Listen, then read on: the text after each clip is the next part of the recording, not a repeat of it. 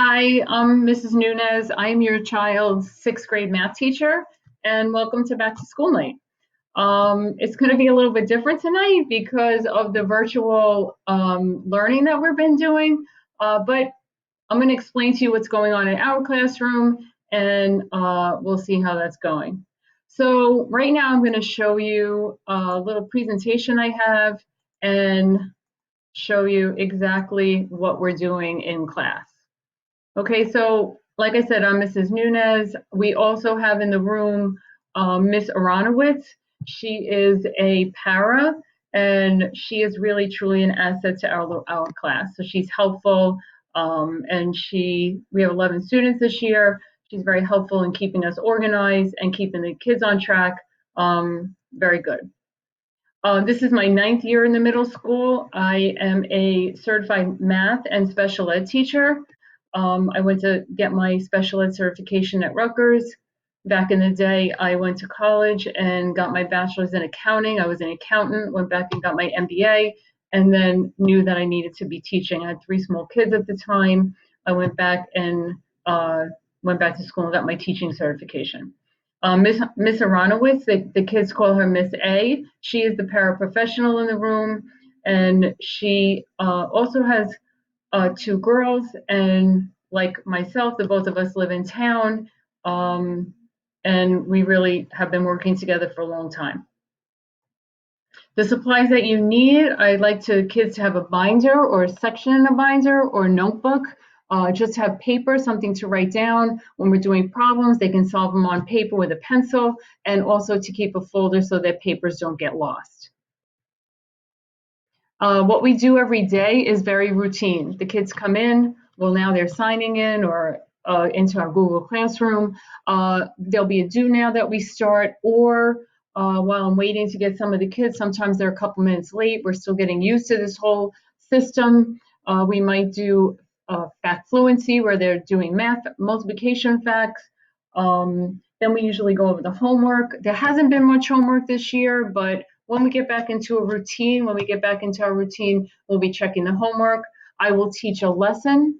We have gone over addition and subtraction of decimal numbers. We are now working on multiplication of decimal numbers.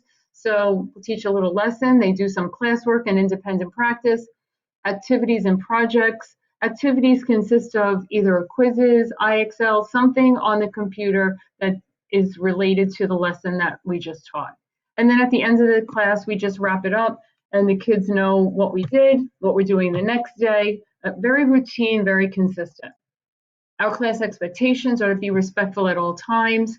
Students should be on mute when they enter the class, and then when we begin the do now, we'll wait for the teacher to tell them instructions on what we're going to do.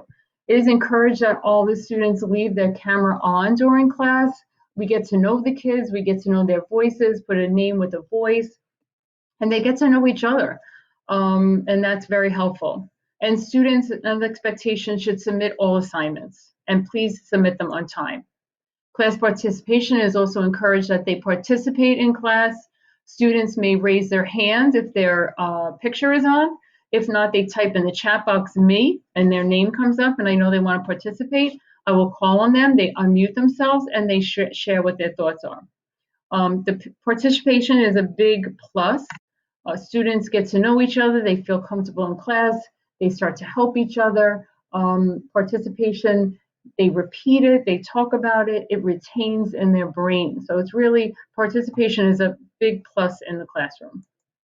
Our grading policy is tests and projects 40%, definitely more projects than tests. Quizzes 25%, which we try to do on a Friday to end the week out with a short little assessment. The quarterly exam is worth 15%. That is given at the end of each quarter. There's no longer a midterm and a final, but quarterly exams. Homework is worth 5%. Like I said, we haven't had much homework, but we will start to have homework. We're getting the book up and running, and the kids will start to have some homework. You miss a homework assignment, 5 points off your homework grade.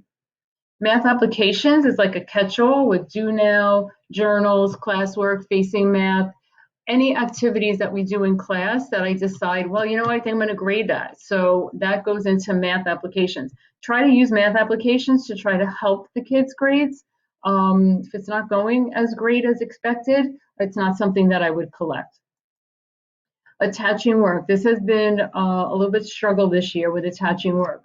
Students are asked to attach work at almost any assignment. The work helps us. It provides us a way to see that the students have an understanding and that they ensure that the student is completing the assignments. It's hard to see. A lot of the kids don't have their camera on, which we really would encourage the camera on, but they don't. So we can't tell what they're doing. They're coming up with answers. They need to show work that we know they actually physically did it.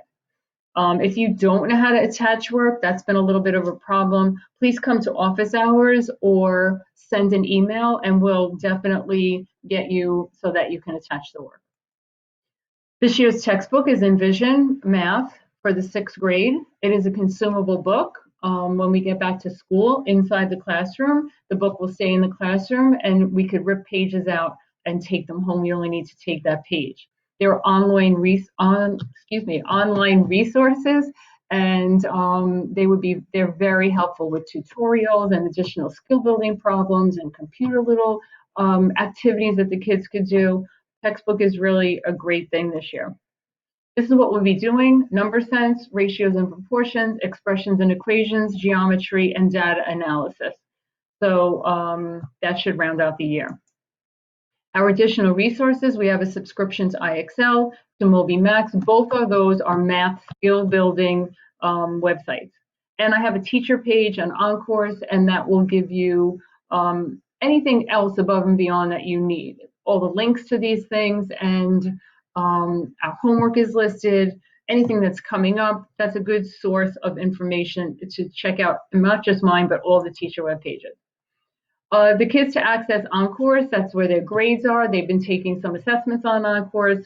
If you do not know how to access it, you can email this parent portal and they will send you information for the parents. For the students, they should be able to access OnCourse through Clever, which I'm going to show you in a minute.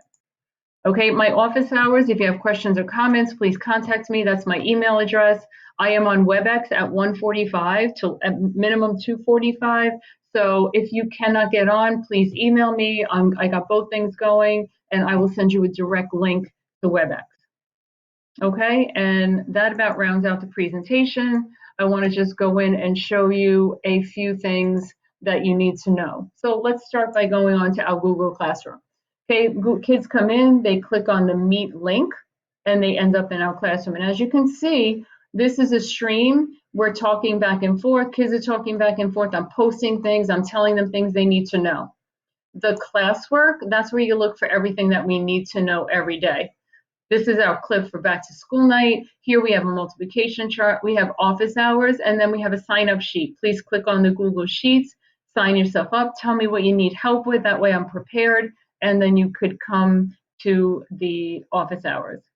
We have a link to our textbook, our welcome letter. This is the OnCourse Classroom, which I'm going to show you. And if you're not familiar with all the different Google Classes, Google Slides, Google Drive, Google Forms, Google everything, you can see the Google tutorial. The things that we use are on the tutorial. Our next is where the kids can go. You go onto the CerebralK12.net website, and this is where the students, when you click on students, they could access Clever and they could access OnCourse. Okay, I'm going to click Clever right now because when they access Clever, it gives you the district's page of all the resources that the kids have. We do quizzes in class. We do a couple things that's on here in class. There's IXL on here. The textbook Savvis is the textbook in class. We have our Google Classrooms. So instead of the kids logging in and out of each one of these, they can log right into Clever, and Clever connects all the different sites to one general homepage. And that's great for the kids. This is the textbook, Savvis EasyBridge. That's going to be the link. If I link through and I want to browse through what's available to me, I can see that I have a teacher textbook is available. And when I open the textbook, it's the 6th grade curriculum.